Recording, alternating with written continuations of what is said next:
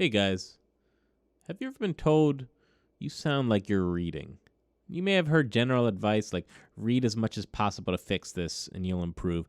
However, what if there was a smart way we could practice this rather than just hoping for results? The problem here is not confidence, it's competence. So, in this lesson, I'm going to show you a 5-step roadmap to improve your reading so you can go from someone just getting through a chart to someone inspiring the band with your playing, reading or not.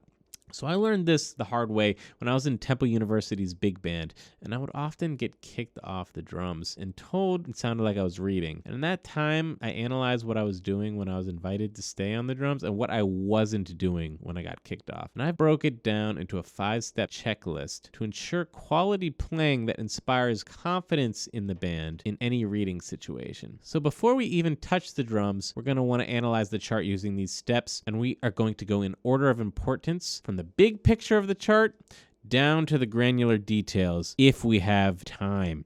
But paying attention to step 1 and step 2 are going to be our biggest return on investment of time spent analyzing the chart and projecting confidence and leadership to a band. And 97% of drummers make the mistake of skipping right to step 5 and they lose gigs because of it. We want to go from big picture to small picture. So step 1, we're going to analyze the tempo. This is the biggest return on investment in projecting confidence. We want to understand the vibe of the piece, the language we're going to use, and the motion we're going to come in with, and the technique so we hit it right off the bat. Step 2, dynamics, the second biggest factor in determining the feeling of the piece. Again, will inform your technique and stick choice. Step 3 is the pattern we're going to use inside the feel. What does it say? Latin swing. And then what subset of pattern and language are you going to use in that? Step 4 is the roadmap. And we're checking for repeats, coda signs, and double slash markings in the bar. This is going to tell us the dynamic arcing of the piece. And changes in dynamics and tempo often happen in the form. And step 5 is we're going to check those rhythmic figures. And we're going to look if they're readable. And if they're not, we're going to quickly sing through them and work them out and move on. And then we can also do the old Jeff Porcaro trick, legendary studio drummer, what he used to do. If he couldn't read something, he'd just work it out real quick on his leg, get it in his hands, and move on.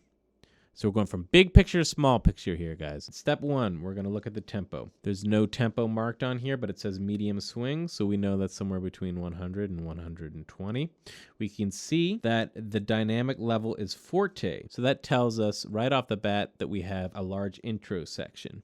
Next, we're going to look at the pattern. And in this case, we can see that it says medium swing. So all of our medium swing vocabulary that we've practiced is available to us, and it even gives us an example of that there. Third, we're taking a look at the form. So we can see from when it said F there that is a big intro. And so we're looking for a double bar line, and we're seeing that double bar line change where it goes down to MF, which means that we go big to semi-big. And then we continue to look for the double bar lines and the dynamic and pattern changes in those forms. We continue to scan through. We can see that there are some changes back to F here, but it's pretty much all F MF chart. So that means that this is a confident medium swing chart. And I don't see any pattern changes as well. So this is just straight swinger. And then the last thing we're going to do is check for any solo sections that might be in the chart. Then open repeats, and I don't see any. So this is a straight read through. After that, now we really get into the figures. Now that we've established what's important in setting this chart up.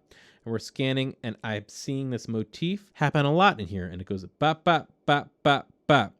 So we know that is a cadence in here, and we know it's a medium swing from dealing with step 1. So we know that probably will lay back a little bit on the horns, and we got to use our ears. After we establish what we're going to do, we are free to listen and make any quick adjustments if that's necessary.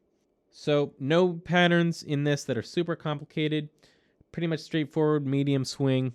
Let's take a look and play through this thing.